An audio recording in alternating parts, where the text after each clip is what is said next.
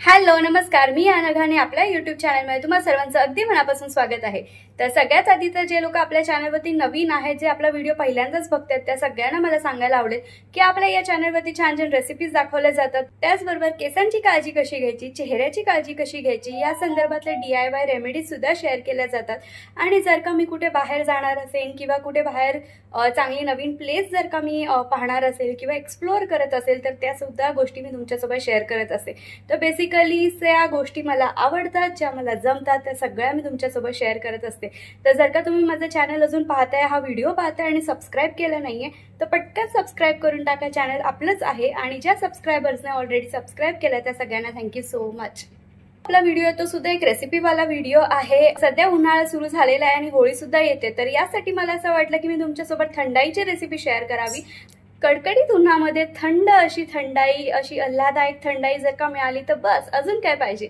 आणि होळीमध्ये तर थंडाई असतेच, तर म्हटलं की तुमच्यासोबत ही रेसिपी आपण शेअर करूया। आणि थंडाई बनवणं खूप सोपं आहे, फार त्याच्यासाठी तामझाम लागत नाही। त्याचा एक बेसिक मसाला असतो, तो तयार केला की बस आपलं काम झालं। तर आता वेळ न घालवता लगेच जाऊयात आपल्या किचनमध्ये। So without wasting any time, let's get started.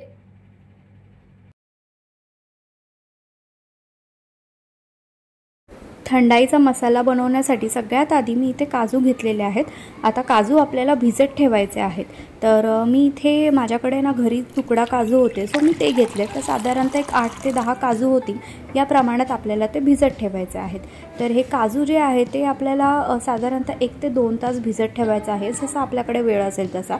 साधारणतः कमीत कमी 1 तास तरी आपल्याला हे भिजत ठेवायचे। आता काजू भिजत ठेवल्यानंतर आपल्याला बदामसुद्धा त्याच पद्धतीने भिजत ठेवायचे। तर मी इथे 8 ते 10 जे बदाम आहेत ना ते घेतलेले आहेत, पण बदाम आपल्याला गरम पाण्यामध्ये भिजत ठेवायचे, कारण बदाम आपल्याला सोलून घ्यायचं आहे। सो गरम पाण्यामध्ये ठेवलं ना तर मग ते जे बदामाचं जे साल आहे ना ते असं इझिली निघू शकतं, त्यामुळे हे आपल्याला गरम पाण्यामध्ये भिजत ठेवायचं आहे।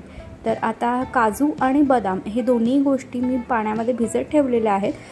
काजू आणि बदाम हे दोन्ही जेवढं जास्त वेळ चांगलं भिजतील ना तेवढंच आपल्या थंडाईला जी चव आहे ना ती चांगली येणार आहे। त्यामुळे प्रयत्न करा की आपल्याला 1 ते 2 तास हे भिजत ठेवायचे आहेत। तर आता साधारणतः 2 तास होऊन गेलेले आहेत, तर आपण बघूयात आपले काजू आणि बदाम भिजले आहेत का। तर येस, तुम्ही बघू शकता आपले जे बदाम आहेत ते व्यवस्थित पाण्यात भिजलेले आहेत। आणि मी तुम्हाला म्हटलं तसं गरम पाण्यामध्ये जेव्हा आपण बदाम भिजत ठेवतो तेव्हा तेचं जे साल आहे ना ते काढायला सोपं जातं। तर इथे तुम्ही बघू शकता की किती इझिली या बदामाचं जे साल आहे ते निघतं आहे, आपोआपच निघतं आहे। म्हणजे मला फार मेहनत करायची गरज नाही, नुसतं हलक्या हाताने मी फक्त त्याला जरासं असं दाबलं की ते आपोआप त्याचं जे साल आहे ते निघतं। तर अशा पद्धतीने मी आपले जे सगळे जे बदाम आहेत ना ते सोलून घेतलेले आहेत। तर आता हे आपले बदाम सोलून झालेले आहेत। त्यानंतर मी इथे एक मिक्सर घेतलेला आहे आणि मिक्सरमध्ये आता आपल्याला हे वाटून घ्यायचे।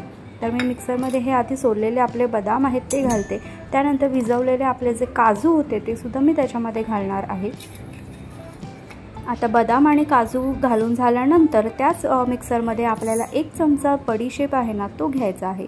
तर आता इथे जो बडीशेप आहे ना तो मी कच्चाच घेतलेला आहे, भाजलेला नाही घेतला आहे। त्यानंतर मी इथे 1 चमचा खसखस आहे ती घेतलेली आहे, खसखससुद्धा मी भाजलेली नाही आहे। ह्या सगळा जो मसाला आहे ना तो आपल्याला कच्चाच घ्यायचा आहे। तर इथे मी काळी मिरी घेतलेली आहे, साधारणतः 8 ते 10 काळी मिरी मी इथे घेतलेली आहे। जर का तुम्हाला थंडाई थोडी तिखट हवी असेल तर तुम्ही काळी मिरीचं जे प्रमाण आहे ना ते वाढवू शकता। तर मी इथे 8 ते 10 जे काळी मिरी आहेत ना ते घेतलेले आहेत। तर ह्यानंतर आपल्याला त्याच्यामध्ये साखर टाकायची आहे। तर मी इथे 4 ते 5 चमचे जे आहे ते साखर मी ह्याच्यामध्ये ॲड करणार आहे। तर इकडे मी आपली जी रेग्युलर साखर आहे ती घेतली आहे, जर तुमच्याकडे खडी साखर असेल तर तुम्ही ते सुद्धा घेऊ शकता।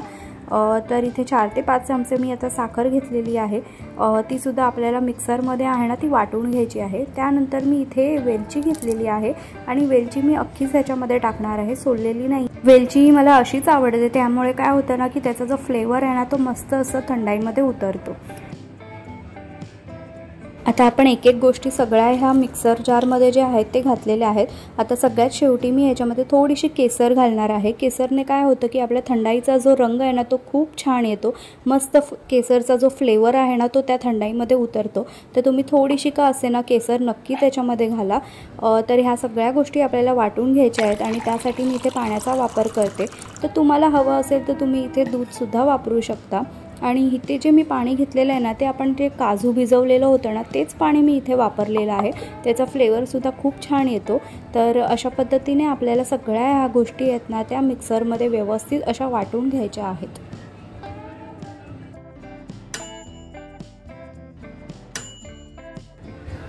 तर आता आपलं हे जे वाटण आहे ते वाटून झालेलं आहे। तर इथे आपला थंडाईचा मसाला आहे तो तयार झालेला आहे आणि तुम्ही बघू शकता मी एकदम फाईन पेस्ट केलेली नाही आहे। तर असं थोडंसं जाडसरच असं भरडं असं आपण जे म्हणतो ना तसंच मी वाटून घेतलेलं आहे। अगदी फाईन पेस्ट आपल्याला करायची गरज नाही आहे। तर आता हे जे आपलं जो थंडाईचा मसाला आहे ना हा आधी मी एका डब्यामध्ये काढून घेते आणि मग आपण आपल्या पुढच्या प्रोसेसला सुरुवात करूयात। आपला जो थंडाईचा मसाला आहे तो मी या डब्यामध्ये काढून घेतलेला आहे। तर अशा एअरटाईट डब्यामध्ये आपण हा मसाला ठेवू शकतो आणि महिनाभर हा मसाला व्यवस्थित टिकतो। तर त्यानंतर मी इथे दूध घेतलेलं आहे। तर मी इथे फुल फॅट क्रीमवालं दूध घेतलेलं आहे आणि हे जे दूध आहे ते मी व्यवस्थित गरम करून नंतर मग थंड करून घेतलेलं आहे। तर आता इथे एक मोठा चमचा मी हा आपला थंडाईचा मसाला जो आहे तो त्या दुधामध्ये मिक्स करते। छानपैकी आपल्याला हे व्यवस्थित असं हलवून घ्यायचं आहे। दुधामध्ये व्यवस्थित तो मिक्स झाला पाहिजे आणि एक 2 ते 3 मिनटं व्यवस्थित मिक्स केल्यानंतर आपल्या लक्षात येईल की आपला जो थंडाईचा कलर आहे तो सुद्धा चेंज झालेला आहे। मग एका ग्लासमध्ये आपण हे जे आपली थंडाई आहे ते काढून घेऊयात आणि या ग्लासमध्ये काढून घेतल्यानंतर ह्याच्यामध्ये मी अजून जरा मस्त चिल्ड होण्यासाठी 2 आईस क्यूब्स ॲड केलेल्या आहेत। बर्फामुळे आपली थंडाई जी आहे ती अजूनच थंड होते आणि छान लागते। तर असं त्यावरती मी थोडेसे असे आपले जे ड्रायफ्रूट्स आहेत ते सुद्धा घातलेले आहेत आणि थोडंसं केसर टाकलेलं आहे। तर अशी मस्त थंडगार थंडाई आपली तयार झालेली आहे। तर अशा उन्हाळ्यामध्ये होळीमध्ये ही थंडाई प्यायला खूप छान वाटते। अगदी साधी सोपी रेसिपी आहे। रेसिपी पाहून झालेली आहे। आय होप तुम्हा सर्वांना ही रेसिपी आवडली असेल आणि या होळीमध्ये तुम्ही ही रेसिपी नक्की ट्राय करा, थंडाई नक्की ट्राय करा आणि तुमचा जो काही फीडबॅक असेल तो मला कमेंट सेक्शनमध्ये सांगायला विसरू नका। आणि हो, जर का माझी रेसिपी आवडली असेल तर चॅनलला लाईक, शेअर आणि सबस्क्राईब करायला विसरू नका। हा व्हिडिओ मी इथेच थांबवते आहे। तुम्हा सर्वांना होळीच्या खूप खूप शुभेच्छा। Wish you all a very happy and colourful Holi. तर भेटूयात पुढच्या व्हिडिओमध्ये, तोपर्यंत बाय बाय, टेक केअर।